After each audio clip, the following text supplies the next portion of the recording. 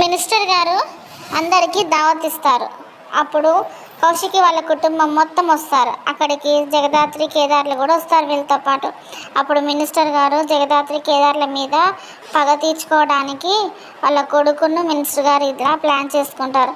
అప్పుడు మినిస్టర్ గారు వాళ్ళ కొడుకు విక్కీతో ఇలా అంటుంది, గా పోరికి భయం అనేది ఏంటో పరిచయం చేయాలి ఈ దినం అని చెప్పేసి మినిస్టర్ అంటారు. అప్పుడు వాళ్ళ కొడుకు విక్కీ ఏం చేయాలో నేను చూసుకుంటానని చెప్పేసి ఒక గన్ తీసుకొని పైకి షూట్ చేస్తాడు.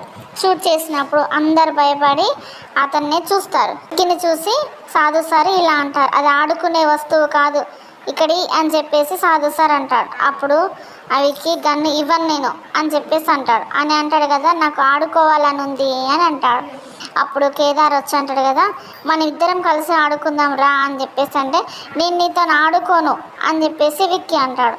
నేను ఎవరితో ఆడుకోవాలో నేనే డిసైడ్ చేస్తా అని చెప్పేసి గన్ పట్టుకొని అందరినీ ఇలా చూస్తూ ఉంటాడు.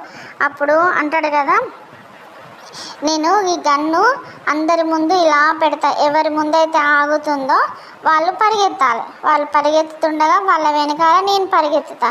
ఒకవేళ వాళ్ళు ఆగారనుకో వాళ్ళని షూట్ చేస్తా అని చెప్పేసి అంటాడు. అప్పుడు అందరు భయపడతారు. వెంటనే గన్ను ఇలా తీసుకొని చుట్టూ చూస్తూ ఉంటారు. అందరి ముందు తీసుకొచ్చి సుధాకర్ గారి ముందు పెడతాడు.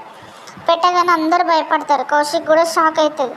షాక్ అయిన తర్వాత విక్కీ అంటారు కదా, మీరు పరిగెత్తాలి అంకుల్ అని చెప్పేసి అంటాడు. అప్పుడు సుధాకర్ గారు ఏం చేయాలో అర్థం కాక పరిగెత్తా ఉంటాడు. పరిగెత్తు నేను వెనకాల నేను వస్తాను, ఆగితే షూట్ చేస్తా అని చెప్పేసి అంటాడు.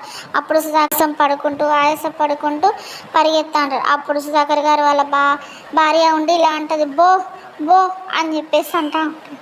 అప్పుడు వెంటనే కౌశికి కూడా బాబాయ్ అని చెప్పేసి అరుస్తూ ఉంటారు. అందరు భయపడుతూ ఉంటారు. ఈలోపు జగదాత్రి కేదారు మస్తు కోపంతో అసలు ఏం చేయాలో అర్థం కాని పరిస్థితి, ఎలా దీన్ని ఆపాలో కూడా తెలియలేని పరిస్థితిలో ఉండి టెన్షన్ పడుతూ ఆలోచన చేస్తూ ఉంటుంది. జగదాత్రికి ఏం చేయాలో అసలు ఏం చేయలేకుంటుంటుంది.